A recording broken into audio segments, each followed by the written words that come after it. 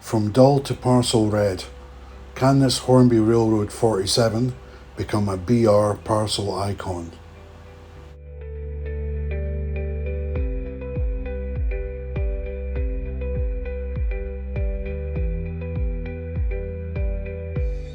Okay, so let's have a look at this Class 47. This is a railroad model, infrastructure livery. Don't particularly care for this livery, but the price was really fantastic. There's information on the end. I'll give you a close-up of that.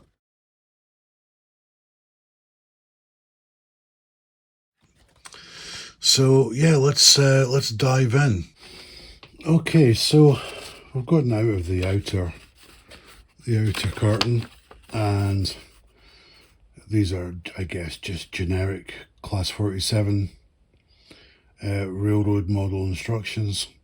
And as we all know, the railroad model is originally the Lima tooling, which is relevant to what my plan is with this.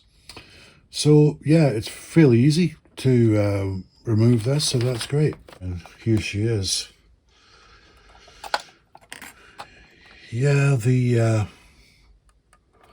yellow finish isn't as good as the network rail, in my opinion. It's a different type of finish.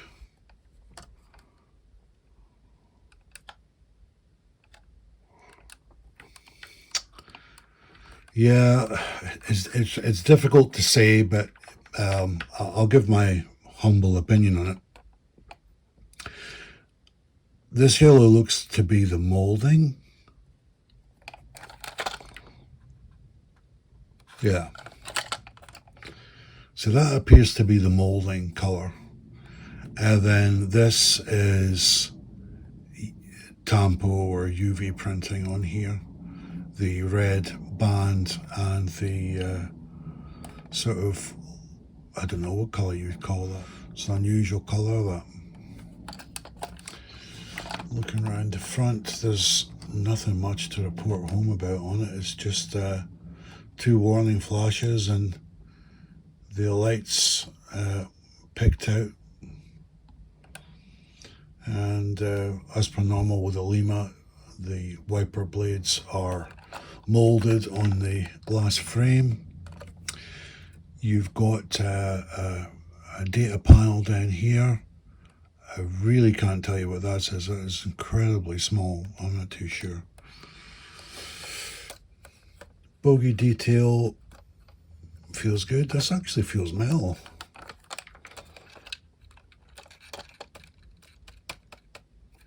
Yeah, I think that is metal. Oh, I didn't think that. I'm surprised. That really feels metal. I think the center part is plastic, but that's the outside of the bogie frames are metal. So, okay, that's interesting. The roof is good. Let's check the other side. Pretty much the same. It's identical. As I say, I'm not a great lover of this livery, and I didn't buy this model for the livery. My plan is to swap the body shell. But what I think I will do is, and this goes for all model rail projects, certainly in my opinion, if I'm going to be doing anything to them, painting something or adding something or taking something off, is check it works first. I know it's stating the obvious, but I'm going to run it and check everything is okay, and then I'm going to do the swap the bodies. That's a plan. And as I said earlier, because this dropped under £50, or maybe I didn't mention earlier, but it was, I think it was $49.99, and it was being sold by Cheltenham Model Centre.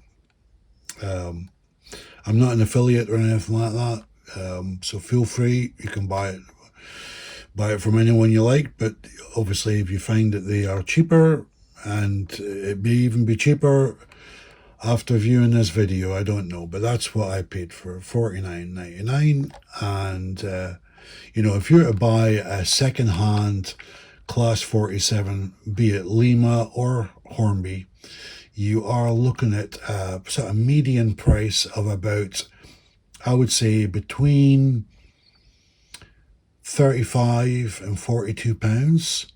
That's what I've seen recently.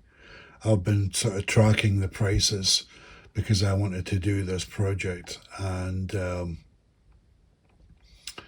you know, let's say because the thing is, it's always an unknown when you buy a second-hand model. No matter what the seller says in the description, it's a gamble. It's a bit of a risk, and far better that you buy a new one. And if it's you're swapping the bodies, then that would be my suggestion way to go. All right, let's get it over the track and see how she runs before we go to the next stage. Okay, so we've got her on the track, running number 47803, infrastructure. And this is really, I'm just testing this to check everything is in order in terms of it doesn't derail, there's no funny sounds coming from the motor, it cooperates with all the ranges of speeds. I think, you know, once I get it up to a fair level of speed, I don't think I need to shove it through sweeping points. Generally, these things are, from experience, are generally well behaved. So if it's going to run at a fair speed on my corners, then that's good enough for me. We'll move to the next stage. Anyway, let's start her on her journey. Nice smooth takeoff.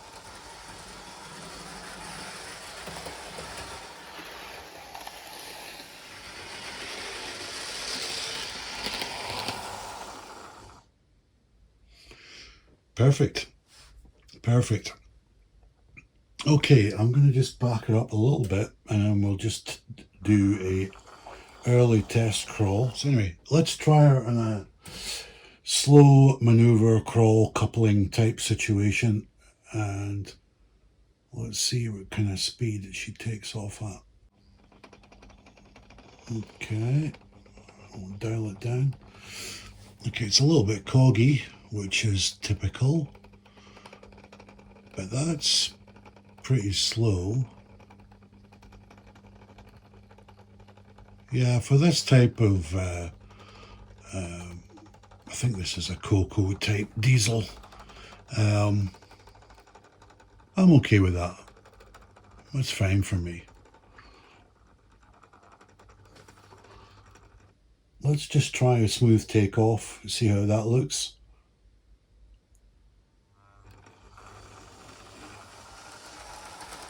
Yeah, that's fine. Okay, let's bring it up to some higher speeds.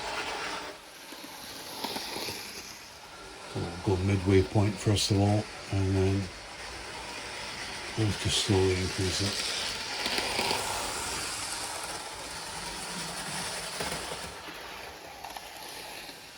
But for anyone that's on a budget, these models are excellent.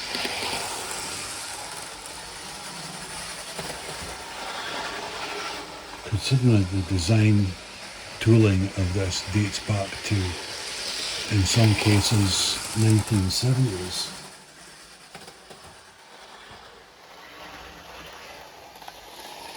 You know, it was obviously an excellent design that people are still using it, albeit it's at the lower end of the hobby, but they perform absolutely fine. Let's try some of the higher speeds.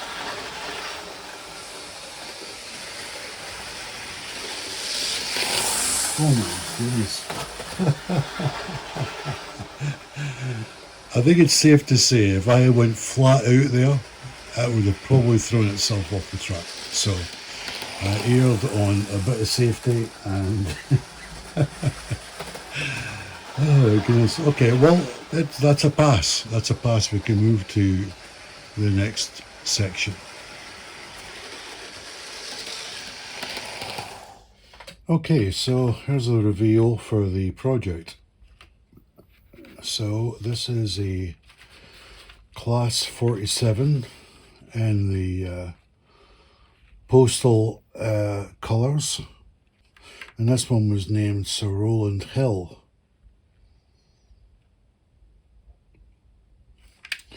Right, let's just check the other side of this. Yeah, I'm just looking for any imperfections or marks. There's a little bit of a mark there, but I think it's just some dirt build-up. Yeah, a tiny little mark there, which it's a little scuff. Yep, we can fix that with some paint. That will be okay. It's easy enough done. All right, and the seller kindly provided the glazing in both cabs, which is great, and he also provided the buffers, which is terrific. So this should be straightforward. Famous last words. We pop out these buffers. There we go. That's it. Terrific.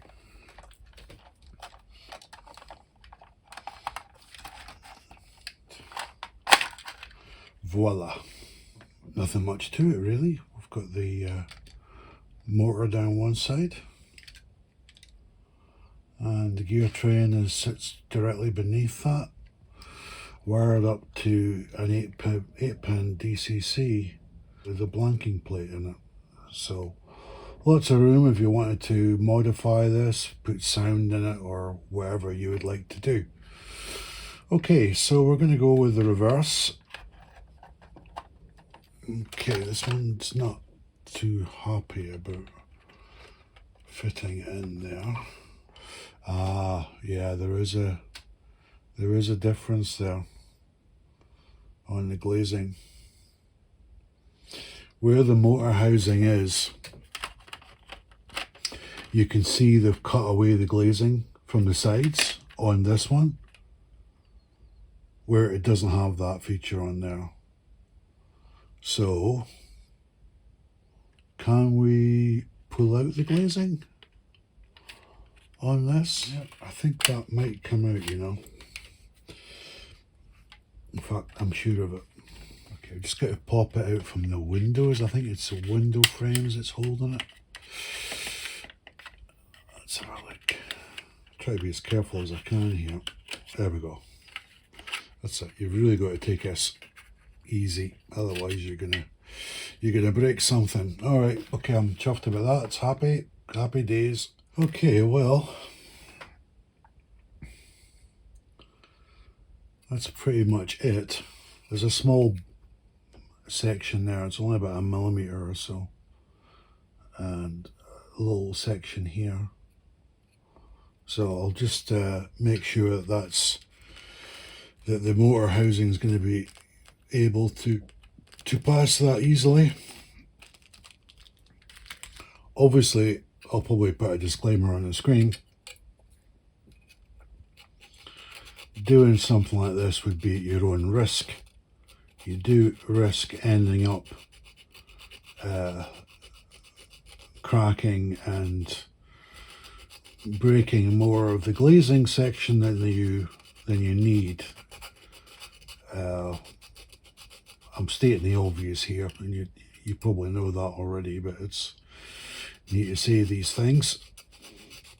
Now, I wasn't very sure if I was going to need something like a hobby saw to cut through that, but I ended up using a pair of wire snips.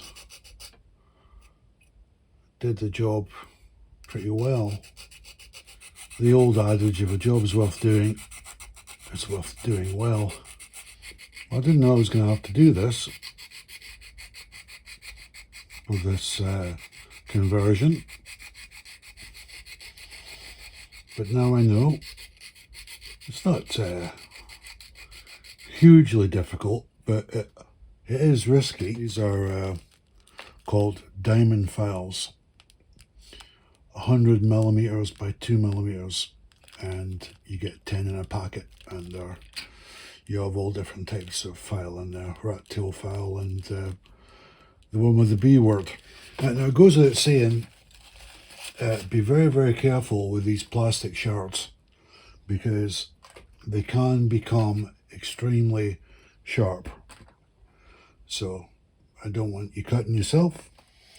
I can tell you, it fits in a lot easier than it does to come out. Anyway, that feels right. Let's have a wee look inside. I think we're all good there. Yep, it doesn't feel quite right. I'll tell you what I'll do, just out of interest. Let me try the buffers that go with this body shell. Maybe there's a slightly different design on it. And I'll be very surprised if there is a slight design change in the buffers. Do you know what? Weirdly, it's a better fit. So there must be something to do with the housing. That is definitely a better fit. So I was right to try that, even though I thought that was insane. But yeah, there is a very, very subtle difference. Okay, great. Let's get her over the track. See how she runs after all that. Sir Rowland Hill, KCB and FRS, was a Victorian reformer behind the uniform penny post and the idea of prepaid postage. His vision changed the communication forever: safe, speedy and affordable letter delivery for everyone. British Rail ran several liveries for its parcel services. In the early years, Standard Rail Blue. By the mid-1970s into the 80s, the bold Freight Red or Rail Freight Red became common. Later, with sectorisation in 1987, new logos and variations appeared. But the core parcels and red livery could still be seen right up until the 1990s. That's a look I've always wanted in my fleet, a Parcels dedicated Class 47. The second-hand market still holds strong prices for Lima Parcel 47s. So instead of chasing one down, I decided to take a brand new Railroad 47 and paint it with a spare body shell. That way I get perfect running qualities and the correct livery. One curveball came with the internal glazing. Cutting it to size was definitely a delicate task, a bit of a risk, but with care it slotted in beautifully. A small detail, but worth every effort. I'm really glad I undertook this conversion. It ticked a bucket list item and it adds a distinctive splash of Parcels Red to my roster, and the final locomotive every bit as good as it looks. I hope you enjoyed this slightly unusual episode. If you haven't already, don't forget to subscribe. It's free and you won't miss any of my future projects and reviews. Thanks for watching, and I'll see you next time.